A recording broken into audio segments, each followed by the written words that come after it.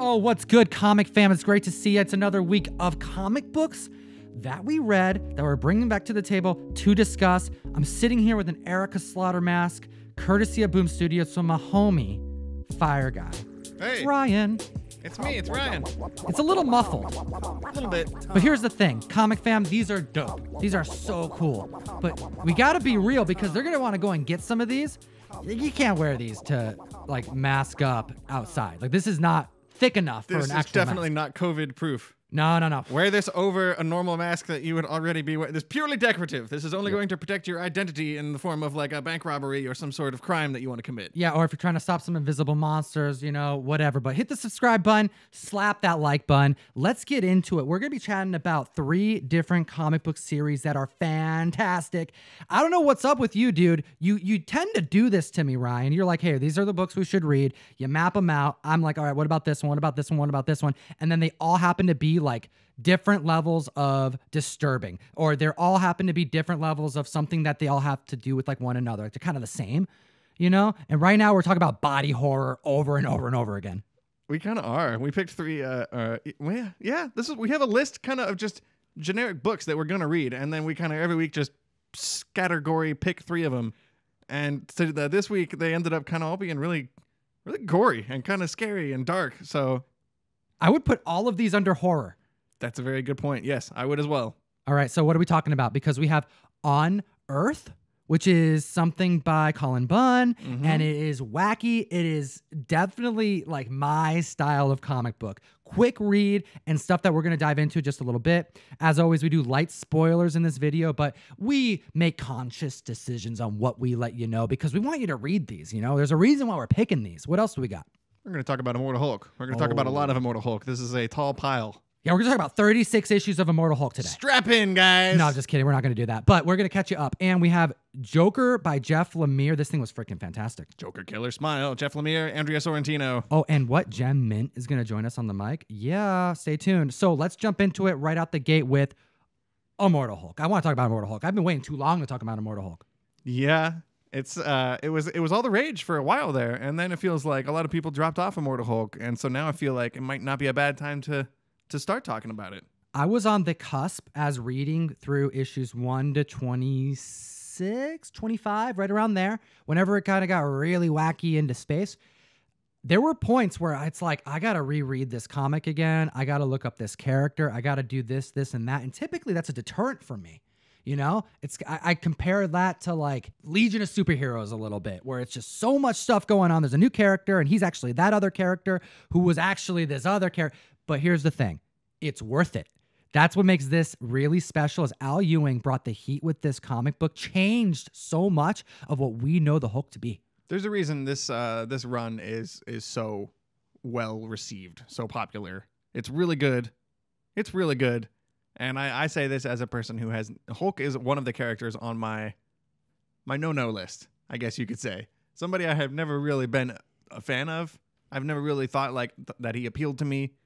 There's other people on that list like Wolverine, like Punisher, like Ghost Rider, Silver Surfer, up until a year or 2 ago when we changed my mind on that one with a giant piece of content we did. But yes, reading this run from Al Ewing several times now has really kind of encouraged me. I really want to dig deeper into the Hulk's backstory and like solve some of these mysteries that are kind of brought up in this run now. We have about 25 issues, which has been the bulk of what Buzz has been about for like the last 2 years, because we have a horror narrative. We have a monster story. We see different parts of the Hulk that if you aren't affluent with, you may get a little confused, but you'll like it because it's like multi-personality stuff going on. Bruce Banner's having to deal with a lot of different versions of the Hulk, his inner self. But then at the same time, he has ties to hell. Like, he is closer to a demon than most Marvel characters in the universe that we know and love.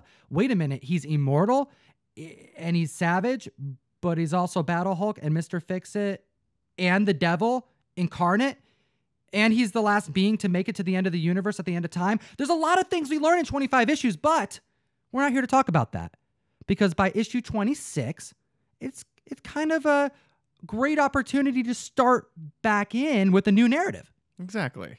They told a pretty epic story over the first 24 issues, with the Hulk having a very epic, drawn-out confrontation with this group called Shadow Base, which was a shadowy government organization whose task was to just get rid of the Hulk. Deal with the Hulk. Deal with the Hulk. Figure it out quietly. Mhm. Shadow Base. So they have a big conflict. Issue 24, that gets all wrapped up.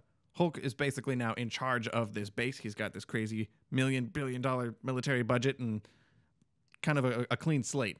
So then one issue later, issue 25, is just kind of this theoretical, far future story about the Hulk, kind of more like Galactus than the Hulk. He's up there smashing through planets, and it's a really trippy out there issue that does not tie into anything else.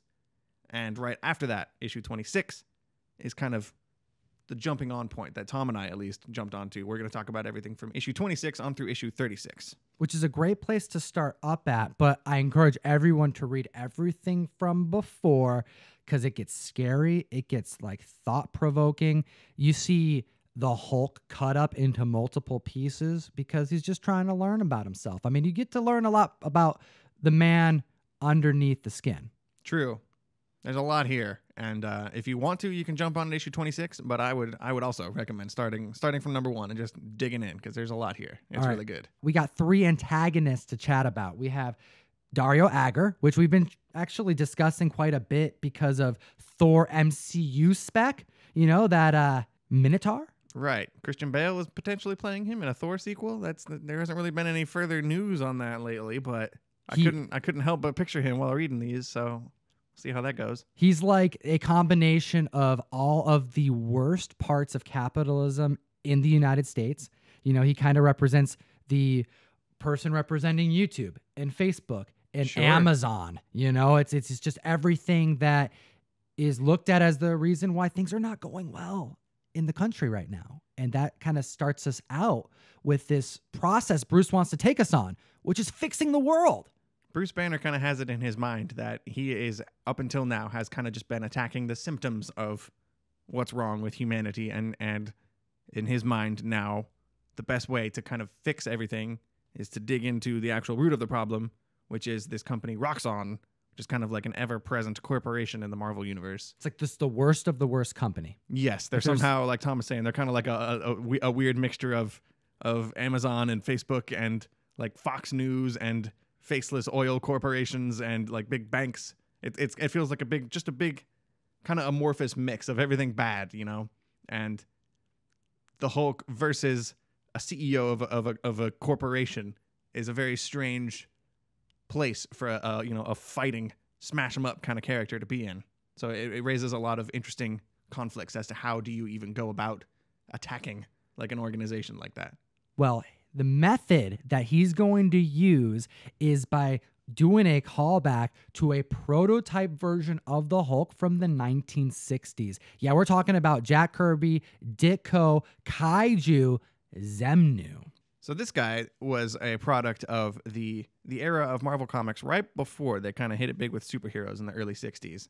Back when they were doing like a lot of giant monster, giant insect kind of one-off comic books.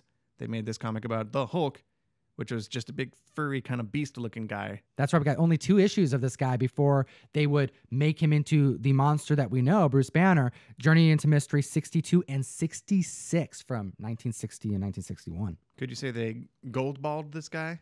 I would say that. That's right. They brought him back from obscurity, updated and renovated him, and made him the villain of this current Immortal Hulk arc right now. And it might be my favorite like stretch of the run is with this guy Xemnu. I think so too, man. I think except for where it's going right now, so stay tuned. True. He's got this whole ability to kind of, it's not quite mind control, but it's like implanting fake memories in everyone. The power of nostalgia is how they describe it. Yeah, it's like everybody suddenly remembers this guy Xemnu being the Hulk, being the one to save the day, and the Hulk as the bad guy, and everyone has fake memory. It actually kind of reminded me a lot of what happened with the Sentry back in like New Avengers, mid-2000s era, when everyone had fake memories of the Sentry that didn't really happen. You got something similar happening here with the Hulk and Xemnu. People remember Daredevil breaking through this window, and then now they're re-remembering it as Xemnu instead of the devil.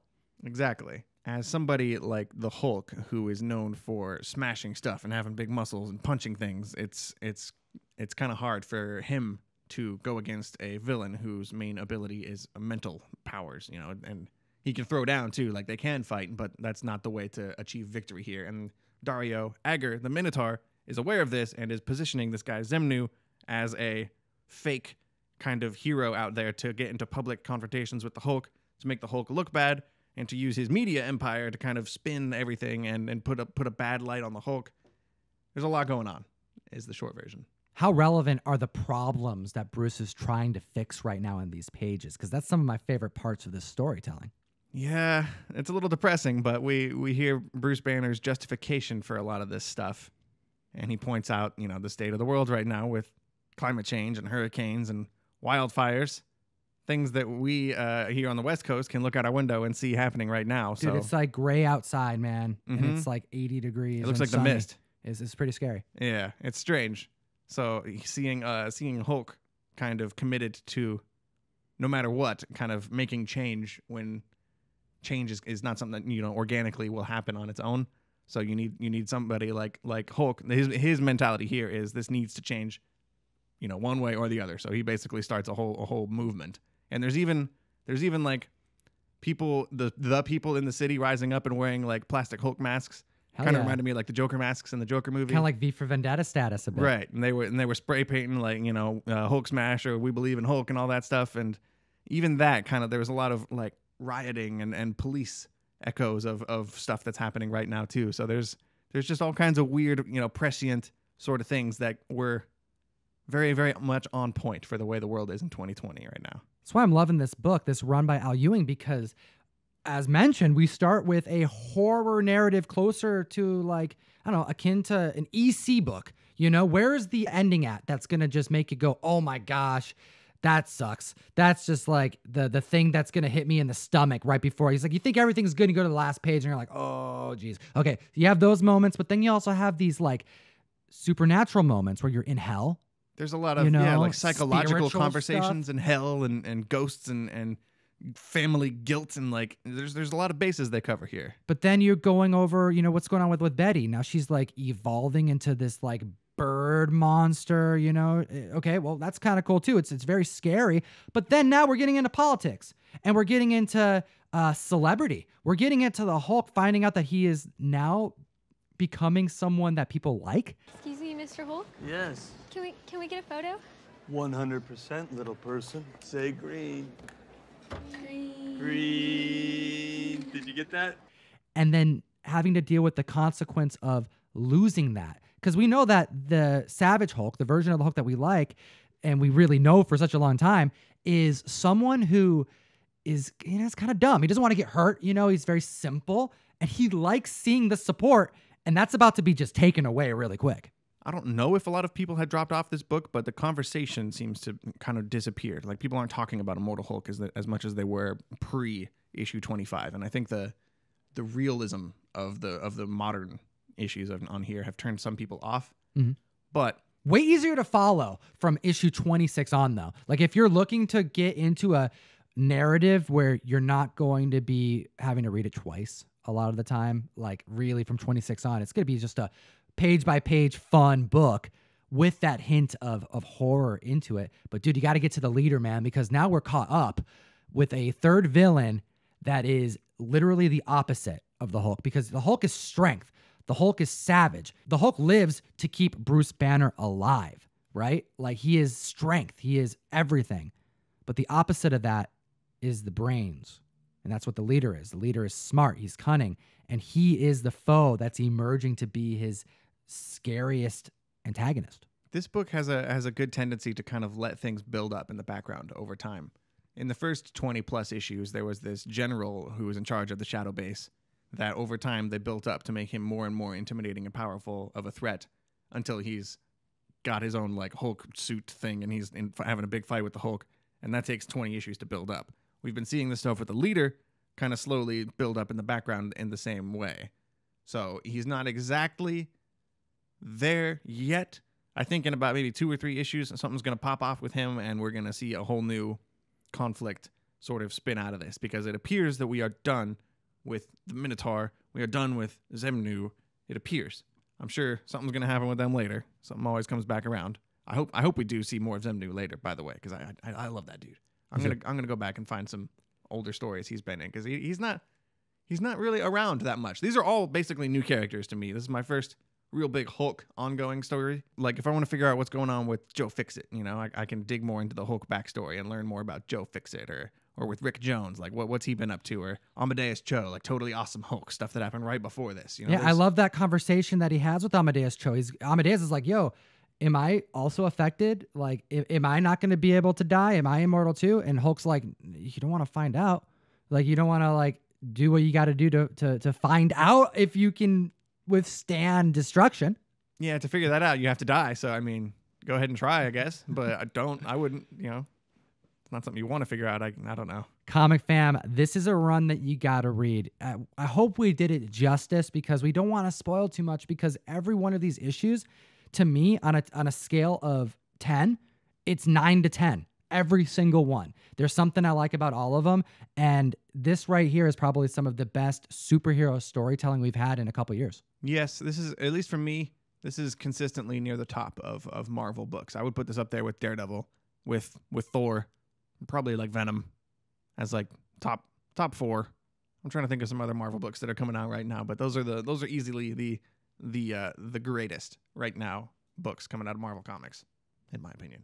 This next book is so dope. Only 3 issues, out of canon Batman, just diving deep into an aspect of the Joker I've thought about for a long time. It's so good that I can't do it alone. Can't do it with just Fire Guy. We had to bring Gem from Gem and Collectibles on the mic. What's going on, Tom? What's going on, Fire Guy Ryan? It's the first time we're in a video together, and when you asked me to talk about Joker Killer Smile, you couldn't have picked a better title. I think so far this is my favorite miniseries of the year. Incredible storyline. Can't wait to talk about it.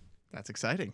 I was like with all these Black Label series, I've kind of been getting them, and then they kind of just sit in my oversized short box, and I don't really pick them out and read them until much later, which is right now. I finally got to sit down and read all these Joker Killer Smile books.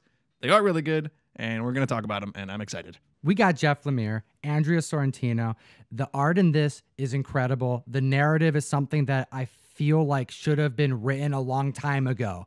But let's break it down a little bit. Light spoilers, but warning, there is a major twist that we will not cover because it's so good. You got to just read this book. Yeah, man. So basically, you have this Elseworld story, this out-of-canon story that really has little to no Batman in it whatsoever. But you have this psychiatrist who's assigned to the Joker, and you can kind of see Joker manipulate him as this story goes along, and the psychiatrist doesn't even see it. It's a psychological horror book. Jeff Lemire is known to writing some creepy stuff and incorporating really strange, almost surreal visuals into these pages. And this narrative is one that we know, but we've never really seen. I think what sets this story apart, for me at least as a cinema person, this comic feels like a really strong mix of Silence of the Lambs and like Fight Club, like something that's really in your head and you're almost confused about what's real and what's not real. And it feels like it should be a very simple surface level story about a doctor and a patient / psycho clown criminal. It's not. There's a lot of layers here, and it's made even more trippy and confusing by the art by Andrea Sorrentino. It's also the same creative team from Gideon Falls, and that book is a head trip to say the least. So if you've read that, you kind of get a little bit of what you're going to be getting into in this Joker Killer Smile book. Yeah, I totally agree. I mean, if you like Gideon Falls, which you should be reading that as well, this is the superhero version of that. Not that they're superheroes, but there's characters that you know from comics, like Joker, whereas Gideon Falls is like an independent title. But you're right. When you're reading this story, you don't really know if Joker's manipulating him or not. There's times where you're like, well, how can he do anything? He's in a cell. How can he affect this guy's home life, his personal life, his family life? But, it is the Joker, and he kind of does. Yeah, we know that Joker is known to have done this in the past. I mean, a lot of us are thinking about Harley Quinn. I mean, one-shots we've seen, even in like the BTOS universe, there are opportunities that Joker uses to manipulate those he's trying to use to achieve his goals, to corrupt, to cause crime, and really to get at Batman and to take over Gotham. And in this 3-issue series, we actually see the process. One of the bigger complaints I've heard a lot about most of the Black Label books overall is that a lot of them have been focused on the Joker or Harley Quinn or the Joker and Harley Quinn or Batman. They're all pretty snug in that Batman villain universe. Got to bring the A-listers, you know? Sure. On one level, I have an issue with that, and I would like them to branch out more and try different characters. But on the other hand, if all of them can keep the level of quality that like this Joker Killer Smile has in a book like Harleen had, also that was a 3-issue Black Label oversized Harley Quinn miniseries. That was also really, really good. If they can all be this excellent, then I don't really care, I guess, what character they write about. Give me more Joker, I guess, if it's on this level. Yeah, I've heard those complaints as well, but what I say to those people is that every Hill House comic was published under DC Black Label, plus you have stuff like The Question, Last Gods, and a slew of other titles. So it's not just that there are Batman and Harley books, but I guess it's just, you know, if you're not looking close enough, it might seem that way. But to your point, Ryan, Harleen is another one of my favorite miniseries from this year. Both of these books were incredible. Excellent taste, my friend. One day we'll talk about that on here, I'm sure. But Comic fam, slap that like button, hit the subscribe button. Did you read this? Did you read any of the Black Label stuff? I wasn't really big on the Joe Hill House of Comics run. I was really hoping for, but I was getting the horror vibes, the psychological stuff in these issues, as well as a lot of other comics from this like mature part of DC Comics continuity. Yeah, dude, this was a sadistic version of Joker. You can kind of tell he's just having fun. He's just playing with this guy just because he can, because he has nothing better to do, sitting in his cell. Hey, I'm going to just ruin this guy's life. This right here is one of my favorite ways that Joker is depicted in a comic book. He's not hipster. He's not like Mafia Joker. He's just crazy. He's sadistic. There's a point in this comic book where he finds himself in a place where he's losing some teeth and he's laughing. And you're seeing that Joker just grin with just bloody teeth and missing gaps in between them. And it's horrific, but he's so happy. And I feel like that twisted dichotomy right there is the Joker that is disturbing, which is exactly what I want to see in the Black Label run. it's weird. There were moments reading this that I got specific echoes and vibes from Heath Ledger's Joker, but also from Joaquin Phoenix's Joker and Jared Leto's Joker. It felt like kind of a mishmash a little bit of all three different types, but it's also very much its own unique version of Joker too, like Tom was saying. Yeah, I can see that. There's almost something methodical in the way that he is playing this psychiatrist, and almost feels to me like supernatural, because there's no like logical way he should be able to do what he's doing. He's not in contact with this person, like they're separated by glass, I believe, the whole time. But yeah, there's something about it that's just like, how is he able to do these things? It's kind of reminds me of, you said glass, which kind of like leads me to think about Mr. Glass from like the Unbreakable universe, like the M. Night movie franchise. In the third movie, you find out just how cunning this character is and how he's able to orchestrate so much from his own prison cell. And it's those types of vibes that I saw in these pages, that this mastermind, you don't even know, you can't even conceive just how smart he is, because it's masked by so much crazy. I was worried you were going to give spoilers for Glass or Split or something. Yeah, I haven't seen those yet, so I almost had to I don't know, I was going to cover my ears, but I'm wearing headphones. That wouldn't work. This is all scaring me. Hey guys, thanks for having me on this segment. I'm glad to see you guys are reviewing comic books, because that's something I do on my channel as well, besides just unboxing statues and omnibus. So make sure you guys check that out. But yeah, this 3-issue series, it was followed up by a one-shot Batman the Smile Killer, same creative team, amazing run. Drop down in the comments below, what did you think of this run by Jeff Lemire and Andrea Sorrentino, and geek responsibly. All right, right here, we got a big surprise for me, because I didn't realize that Colin Bunn had wrote a really cool sci-fi narrative that incorporates aspects of memetic that I really enjoy, but I can't talk to you about it yet, damn it. Wow, I didn't know that. I didn't know this had any memetic flavors to it. That makes me a little more excited to finally read that book. Do you have like a trade? Is there trades? Dude, I own... Can you send me home with like some memetic? Or can we... Dude, I can make that happen, dude. Okay, you know, I let's can do make that. that happen. I actually own like 3 trades of it. I don't know why. I'm But sick of hearing about and it. by the way, did you know if you're an Amazon Prime member, you get free comic books? Did No. you know this, Ryan? Comic No. Fam? I went on Amazon Prime and I typed in Memetic in particular, and it's free. If you have Amazon Prime, you get access to a ton of comic books. On Comixology? No, Amazon Prime, dude. You rent it from Amazon for free, and then you just have the PDF right there. Did not know that. Comic Fam, let me know in the comment section below if you're already reading comics courtesy of your Amazon Prime subscription. Did you know? Because I've had that for way too long. I have not been taking advantage of it. But here's the thing. Memetic, something I love about this comic book is that it's a tale about evolution. It's about human beings coming together to make something beautiful. And that's all I will say. But this comic book is got that flavor a little bit because we got body horror and we have the next stage of human evolution happening. Don't we? Hooray. Yeah. It's a lovely little tale called Unearthed. Dude, this book was pretty surprising with how quickly it moved, like page by page. There's some like pages where you're having to read a lot of text, there's a lot of dialogue and character development, but then all of a sudden you go 1 page, 2 page, 3 page where there's barely any text and you're being hit with such disturbing images and visuals that are just awesome, dude. It gets under my skin and that's the kind of shit I like. This really is like my favorite kind of comic book. Like standalone, not really tied into a whole bunch of other stuff like Immortal Hulk, like we were talking about earlier, where you have to know a bunch of things. Dude, we had to read like 36 issues to talk about that book for what, 12 minutes? And we didn't Right. even really talk about anything. Like there's so much to talk about with that one.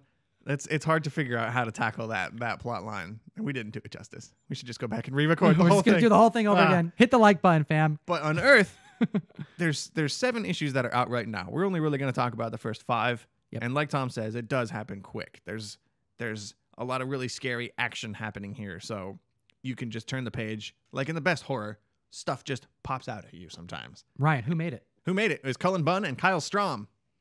They co-wrote it together, and the art is done by Baldemar Rivas. There you go. And the story right here is very simple. We got in Mexico some contagion that's going around that's causing these abnormalities. And you think at first it's just like, oh, this person's got a big toe. You know, he stepped on something. Oh, what's going on over here? He didn't get enough sleep. So now his head's just a little bit swollen. Oh, and then there's this guy back here who can't move because he's just a blob. And that's actually our doctor who's here to save all of us because it's just that deformed. Yeah, it was pretty funny. They walk into like this medical tent, and everyone's like, "Oh man, it's really bad in here. Like, oh, it smells. We should just burn this whole thing and just leave now." And they're like, "Oh no, the real bad stuff is here in this creepy back room." Go to the back room. Yeah, where everyone is all swollen and deformed, and you're just like, "Oh, What's happening? that's what we're getting into right now." Okay, there's some kind of weird mutation disease happening amongst these people. It felt to me like a movie that I forgot I had already seen like 15 years ago. Yeah, you know? that's what it feels like. It's like Hills Have Eyes mixed with like Alien versus Predator. There's a group of humans that have to go into an area, an environment that they're not supposed to be in. Right. And then they find out that they really shouldn't be there because there's other stuff going on. And now they're here to experience it with them. But you have this group of soldiers and doctors that It's are the classic team up. You know, you got a squadron of soldiers and scientists who discover that this is basically coming out of a cave, right? They track everything down to this mysterious cave that just kind of opened up in the middle of the ground a couple days ago. I'm getting like serious Descent vibes Yes. from this. It's dark. It's strange. There's like a little butterfly creature that you're like, why would you touch that? Why would you? Don't touch the butterfly creature. Oh, wait, I thought it was tiny. That thing's actually this big. No one would get that close to this butterfly creature that's that big. But again, it sets that stage for like an alien tale, you know? I got in my head while I was reading this, I was thinking Descent and I was thinking H.P. Lovecraft. There's a lot of, it's like a really good mixture of the two of those. Have you watched Lovecraft Country yet? I have. I read the book as well. You know me, I'm a Lovecraft nerd, so yes. Did you see The casting? Jonathan Major? Jonathan Majors. Yep, the star of the show. Just slated for Kang in Ant-Man 3. That'll be fun. Oh my goodness. And you know what I'm hoping for? I hope they pull a fast one on us and they take us to like Egyptian times or something. I want to see Ramatut. I want to see that version of Kang first. How cool would that be, man? There's literally any number of options with Kang. You can tell that story at any point along the timeline of mankind. Damn it, Ryan. We're doing it again and we're talking about superheroes instead of sci-fi horror. What do they find in the cave?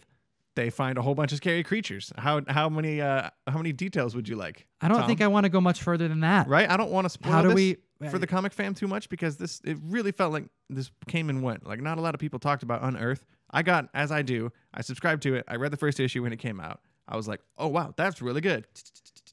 It I piles up. better wait. I want to wait till I get a little pile going. Dude, and then it came 7 out- issues later, What was it? 2019 in like October or something, like at the end of the year. end of the year, and then pandemic happened, and they just now started putting out issues again. And I think it's going to be done after 10 issues. I'm not 100% sure on that, but it's going to be a short little story. There's a nice break about halfway through the available issues, and you see that there's a transition to take place. And so like now it's a great time to get caught up and to start add it to your pull list. It's worth it. Also, I really enjoy how this story absolutely takes place in a cave, and it's claustrophobic, and it's scary, and it's horrific, and it's disturbing.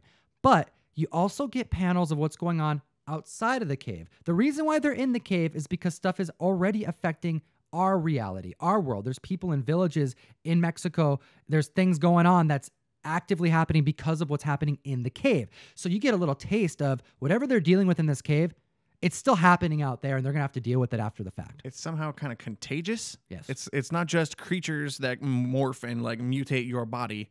It somehow spreads. Mm-hmm. So the concern from the surface people is, we got to kind of contain this thing here. I don't want to get really too far into it, but it's claustrophobic. It's very much a body horror story. Lots of creepy creatures. There was I think it was like the first or second issue. They're getting in the fight with this giant monster thing.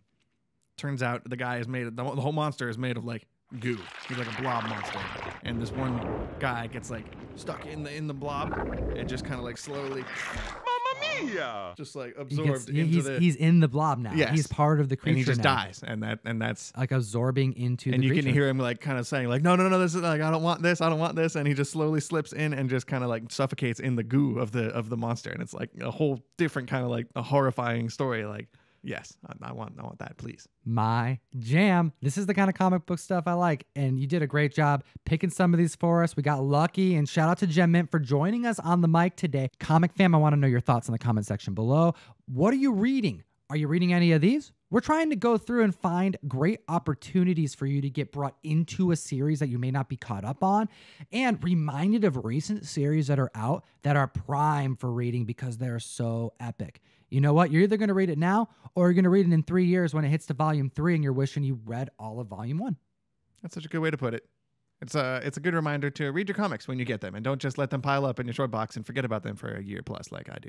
If you don't have an LCS, a local comic shop, I encourage you to start a shelf at one. Look on Google Maps, find a place near you. If you don't have one though, where can they go? Well, you can go to the description box where you can find the Patreon information for Mill Geek Comics, who's our comic shop. That is Russ. He's on this channel every single week. That's right. He's the co-host of the Trending List, and he's my comic guy. He's Ryan's comic guy, and he could be yours too. He can set you up with a shelf at the shop. You're supporting what we do, but also he'll make sure you get your comics on time in a box with care.